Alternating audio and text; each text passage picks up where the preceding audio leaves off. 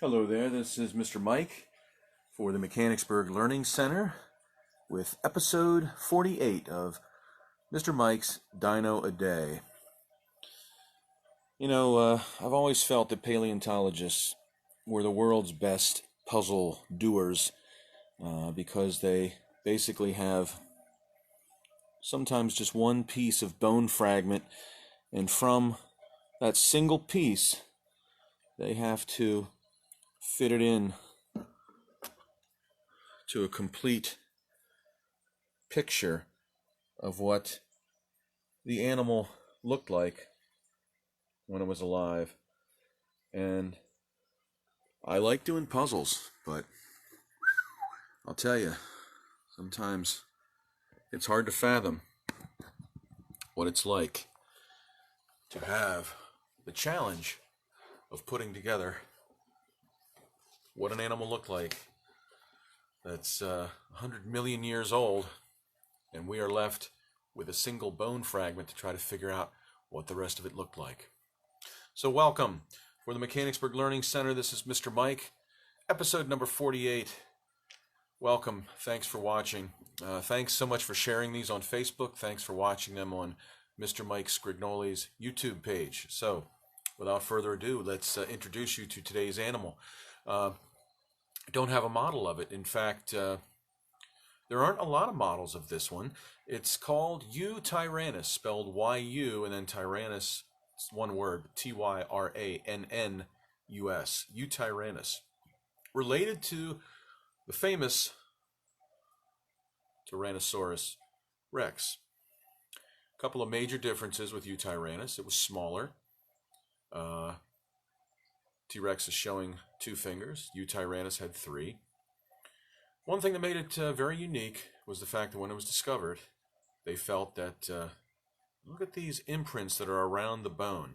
Fossilized imprints of feathers. Now, we've long talked about feathered dinosaurs. For the longest time, they didn't even think such a thing was possible. But lately, they've come around, especially all these feathered dinosaurs that are being discovered in China. An awful lot of different animals are being discovered with feathers, and it's changing our perception of some of the dinosaurs that we've known for a long time, in particular T-Rex. So Yutyrannus was a cousin to T-Rex, and it is showing feathers pretty much everywhere. They found a total of 3 different specimens: an adult, a subadult, and then a juvenile. And they could tell that one of them was completely covered in what they refer to as dino fuzz, or this little downy feather covering. Not the big, bold feathers that you'd see on today's birds, but a softer, downy feather. Was it to keep them warm? Conjecture, speculation, hypotheses exist. So, Yutyrannus. His name means feathered tyrant. His second name, Huali or Huwalai, means beautiful. So if you translate the name literally, it's beautiful feathered tyrant. Lovely name for Yutyrannus. He was smaller. T-Rex, 35 to 40 feet long. Yutyrannus was around 25 to 30 feet long. Lived about 130 to 125 million years ago. Described in 2012 by our old friend Zhu Jing. I'm sorry. Yes, I always want to flip his name. Zhu Jing. So, feathered tyrant. 2004, there was a discovery of a small tyrannosaurid, D. long. This is what D. long looked like. Okay, D. long was a feathered animal that, as I mentioned, in terms of its having this downy, soft covering, you can kind of see that right here. I'll try to get it in the light there. You can see how it's the model is being shown with completely covered in feathers. So this is D. long, smaller than T-Rex, but at the time it was one of the largest feathered dinosaurs that we had discovered. And then along came Yutyrannus, which is the largest feathered beast that we've discovered thus far. Now, was it completely covered in feathers as an adult? Not sure. We do know that the neck, the arm, the foot, the hip, and the tail were covered. That's a lot of real estate there for a dinosaur to be covered in feathers. But it is now the largest, beating out Bapiosaurus, which we've talked about previously, as well as Gigantoraptor, which we've talked about previously. So right now, Yutyrannus is the largest feathered beast ever discovered. Now, as we do more research, is it actually a direct cousin of T-Rex, or did it split off somewhere? There's some discussion that it may be more related to Carcharodontosaurus than Tyrannosaurus, but it's still on the same basic branch of the evolutionary tree. So we also think Yutyrannus may have been a pack hunter, because when it was discovered, there were a total, as I mentioned earlier, 3 specimens of different ages. So did it hunt in packs? Maybe, or did something happen that they all got washed together and fossilized? We're not sure. But we do know that it showed feathers, and it was 25 to 30 feet long, and it lived about 130 to maybe 125 million years ago. So here's an example of a model which is not even identified, but if you look closely, you can see how models are being shown with feathers in certain areas, okay? Now, because of what's on the end of the nose, my thought is they may be trying to show you a Ceratosaurus because it has that nose ridge. But look at the plumage here on the neck, okay? Look at, let me point it out here for you. So you got plumage up here, some feather action going on back here on the tail, as well as, if you look very closely, some right there on the elbow. So this is a good example of how dinosaurs may have had feathers in certain spots, but may not have been completely covered in them. So maybe this is what T-Rex ended up looking like, with some selective, colorful feathers for impressing the opposite sex, showing that I'm a good mate, I'm a virile animal that would make a good daddy to other dinosaurs. Like Yutyrannus, this particular model is showing 3 fingers. So Yutyrannus had 3 fingers, 3 digits. T-Rex has 2. But same here with Guanlong.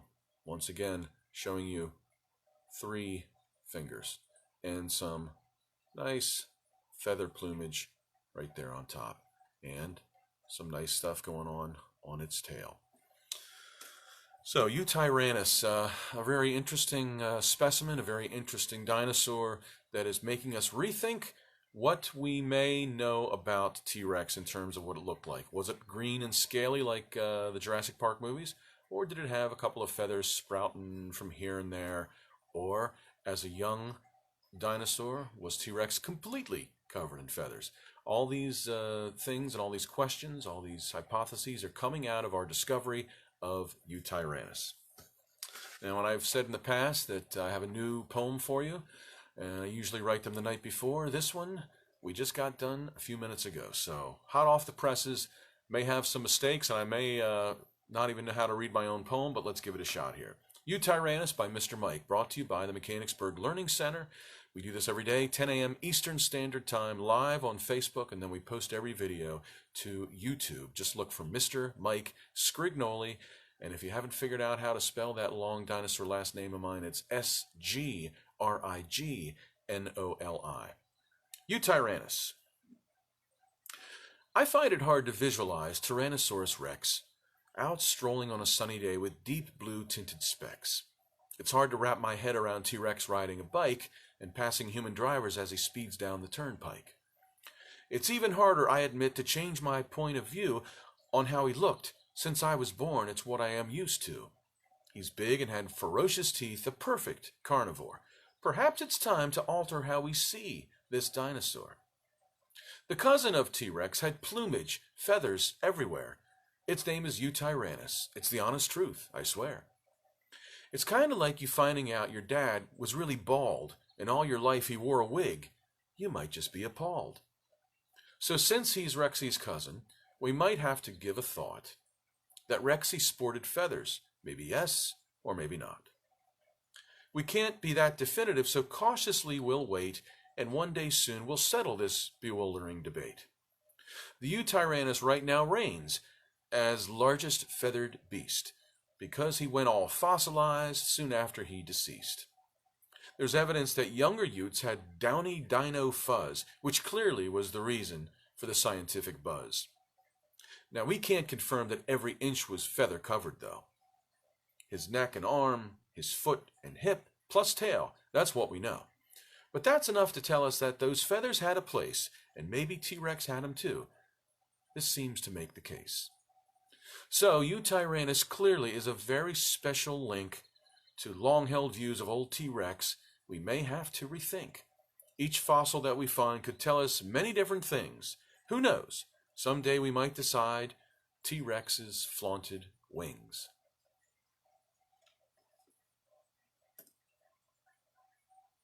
Well, if he did, he sure as heck couldn't fly. The Yutyrannus, a poem by Mr. Mike, brought to you by the Mechanicsburg Learning Center. We go live every day on Facebook, 10 a.m. Eastern Standard Time, and we post them on YouTube. So please subscribe and please share. This is Mr. Mike saying have a great day, and for the cousin, D-Long, and the T-Rex, we're signing off. And remember, if you want to be a paleontologist, consider getting yourself a puzzle and practicing. See you later.